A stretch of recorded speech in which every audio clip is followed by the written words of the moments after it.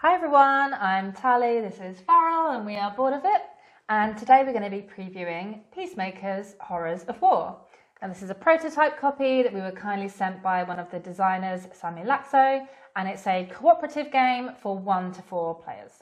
So Peacemakers Horrors of War is currently crowdfunding on GameFound if you're watching this when the video comes out or the days after. And it is a reimagining of a previous game from the same studio, Snowdale Design, also called Peacemakers, where it's basically being reworked. And the thing about Peacemakers that I think will stand out the most is its really interesting and engaging theme. Because I'm sure in a lot of games you've waged war, and in Peacemakers you're trying to stop war. You're playing anthropomorphic animal adventurers who are playing both sides of a conflict, and you're trying to basically make them lose enough morale that they both give up and go home. And it's scenario based, so you're going to get 6 scenarios, and this prototype has 2, both of which we played. And let's get to how it plays so we can tell you a bit more.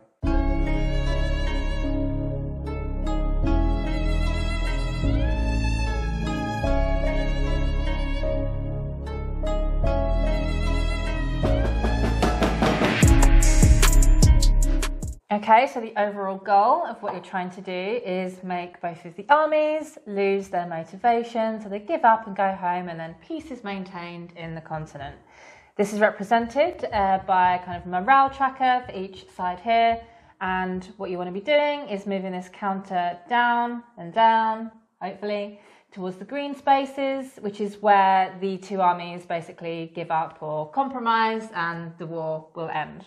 What you don't want to happen is one of the sides to get too far down and to reach here, because then that means one of the sides has surrendered, which means one side has won, and therefore the conflict is kind of ongoing and you lose as a peacekeeper. So the round structure and how you're going to be doing this as peacemakers is you have a hand of cards which will allow you to manipulate the board or the kind of actions in some way. So the round starts off with the kind of adventurer phase where you'll be playing cards basically, and the cards are made up of kind of 2 types of action, basic actions and card specific action. Your hand will be made up of cards which are recurring, called resource cards, but they're also scenario cards thrown in for each different scenario, which will be specific to the map and the board. So the sorts of things that you can do is play a card to see these decks essentially, which are the army's order decks, because you're basically like the little fingers of the animal kingdom, and you want to infiltrate and see what the next orders are going to be before the army acts, so that you can somehow manipulate it and maybe get one army to do something or not do something and manipulate their orders. You can also play a card to place fortifications on the map, which will protect one side. You can obviously use the cards to move around the board, because you need to usually be in a certain space to interact with a certain army or do something for them. And you can also delegate a card to another player. And you might want to do this because the cards have, like I said, kind of special actions, but they can be amplified and made more powerful if used by the right character. So you can always use the action if you're like not the character that's assigned to that card, but it will be more powerful if it's taken by the character which is depicted on it. So maybe you can do X thing once if you're not the right character, but you could do it 2 or 3 times if it's the right character. So you might want to move around, use one card to move around, and then delegate it to another player to make it more powerful.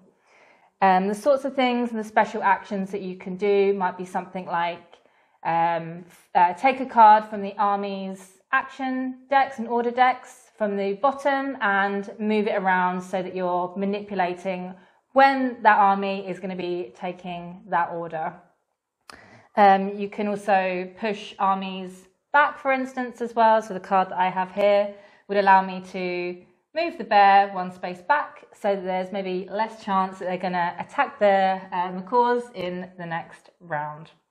And then after the adventurers have kind of taken their turns and played their cards, it moves on to the army phase, where the armies are activated and given specific orders, and then those are carried out.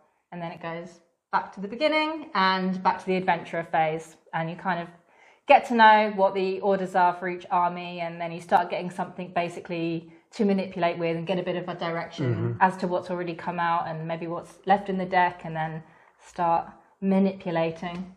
Yeah. So the most crucial aspect for the adventurers is these order decks, because the left-hand side is kind of how they feel, you could say, and the right-hand side is what they will do. So they both have value to be uncovered, but generally how you're going to win is by positioning the armies in a way that they're unhappy with how they feel, because these left side of the orders, they generally say if they do this, they'll maybe increase their motivation, or if they do that, or they can't do that, they'll lose their motivation. So you're trying to manipulate things through the cards to kind of achieve that goal. But often that might mean pairing it up with another card on the right in terms of what they do. It might be pushing them back, as Hallie says, so they can't attack and then they lose morale. Just little things like that. And each army is quite diverse in how it acts, so they all go in different ways. And what's quite interesting is sometimes, for example, in this scenario, the macaws start with less motivation than the bears. And at some points, because they drop it much more easily, you might actually have to boost their motivation. Yeah. So it's not just a one-way slide, because if, as Tally said, if one surrenders, it's bad. But they both have to be in green at the same time. Yeah. So there's a balancing act going on here. Yeah. We had that in one of our games, didn't we, where the macaws lost too much motivation and we weren't able to catch up with the bears, so they surrendered. So then we were in the next game trying to think about that and say, okay, we want to get them down to a point, but if the bears aren't quite matching, then actually we need to manipulate the decks and do different actions to actually get the macaws to go back up until we've worked a little bit on the bears. So yeah, it's pretty interesting. Yeah, and generally there's different scenarios, and so although you mostly have the same resource cards, although as Sally said, a few will be in or out, how you manipulate them will be very different because of how these armies act. But shall we go to what we think? One thing we've, I think, really enjoyed with the games from Snowdale Design is the kind of world that they allow you to inhabit. And this also rings true for Peacemakers, Horrors of War. I think the thing that's most gripping for us is the theme. We said in the intro that it's very interesting to be trying to stop a war. And I think it comes through quite nicely. There's like a bit of a cheeky tone in the resource cards you have and the descriptions of the opposing factions, but then they can also die and you take on horror. So it's not that it's all silly. And it's just a really interesting way to go about creating a puzzle for players to solve, I think. Yeah, totally agree. I really enjoy, like you said, the world, similar to Lands of Galzer. I think we personally quite like role-playing a little bit. Well, I do at least. Yeah, no, I agree. With the characters, because it's written in a way that's very fun and well written, and it allows it to kind of jump off the page more when you, I think, do a little bit of role play, and it just lends itself to that. I think it's, like you said, really unique, interesting concept to build a co-op around peacemaking rather than, like you said, waging war. And it is a really fun puzzle to see how you can use your cards to manipulate the decks, basically. I guess one thing for me is sometimes I didn't always feel in complete control of what was happening, but I guess that's part of it. It's how it would be in I would say real life, they're animals, but situation if you were trying to peacekeep and play both sides and kind of filter information. Obviously, sometimes it would be a little bit unpredictable because sometimes you just don't have the cards in your hand to peek at what the orders might be. So sometimes it's coming out and you know what's in the deck, but I mean, it is random what's going to come out. So sometimes stuff's happening that you didn't necessarily predict, or you just can't manipulate, and there's little you can do about it. But overall, there's there's still like strategy to be had overall. It's just sometimes turn to turn, Yeah. I don't know what to do in a way, but then you just got to let it play out, and then next round you can definitely, have a strategy and do something meaningful. I think it's a game of kind of crisis management essentially, because some things you will have to let go past, and then I guess you need to strike when you can. But sometimes, I agree that it is a bit that you know exactly what you have to do and you just can't do it, or the right card doesn't come up, or so on. But there's a bit of ebb and flow of that as well, because some turns you'll just let them go about it, and you kind of accrue cards, and then you're able to do more in future turns, maybe when it's necessary. Yeah. But I mean, there's definitely sometimes when you if you're a specific character and you can boost an action, you're like waiting for your cards to come up. It can be like, I want it real bad. But one thing that's quite fun and interesting, I think, is there's definitely, I can see from we've played the intro scenario and the second scenario, different ways to go about how to solve it. Yeah. There's kind of different things where, for example, one thing is that you have these little pirates and they kind of bombard this area from their ship. And if the bears move in and get hit and take damage, then they kind of lose motivation because their allies are bombarding them, right? But alternatively, because the bears like to keep charging, you can just keep pushing them back and keep them away. And they get annoyed and they start to lose motivation because they're, quite forward focused and attacking. Yeah. So that's like another option. So it's quite interesting. I think there's one thing I would say is I can imagine you might hear 6 scenarios and worry about replayability, and I don't think that's going to be an issue. I mean, we actually played the second scenario 3 times because it took us out to beat it. And then on top of beating it, there are challenges that the game gives you that will alter how the scenario plays as well. Yeah. So I think that's something that's quite interesting. I'd be really interested to try that now we've beaten it. Like the challenge, like you said, it could be. Did you say it's something like try to get through the scenario without nobody dying? Yeah, I think that's in all of them. Die, which is sometimes a way to make them lose motivation. Yeah. Again, it's all a balancing act because you can't have the entire army die because then you lose as well. Yeah. So all about balancing, but that could be a really fun challenge and way to shake up the scenario because it would really give you a direction as to how to play it that might be different to just the baseline scenario, right? But I think, again, similar to Lands of Gaza, which we really love, the care that's gone into this is obviously very explicit. Like, it's a lot of care gone into this game. Which I always really appreciate, and obviously it's a prototype, but the quality of everything in this prototype is top notch. I love all of the wooden figures are some of the best I've seen. Even down to the standees, which are just made out of rubber, so they're just really nice. Yeah, easy to pop really on and off. Thing, but I just really liked how easy they were to pop on and off, and just the landscape on the maps, and I just think this is a really smart idea as well with the booklets. Very quick to set up, as you saw in the intro. Yeah, exactly.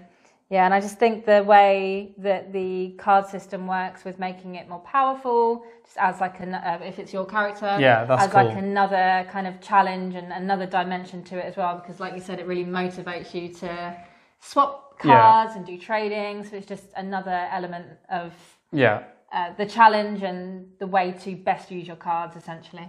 But again, speaking of the different characters, because they activate these cards, it gives you different strategies depending who you're playing as. So it's almost like in some games you might pick a character and their abilities. It's not quite like that, but it's similar. Yeah. So that also changes the shape of how you can tackle a scenario, which is also good for replayability. Yeah.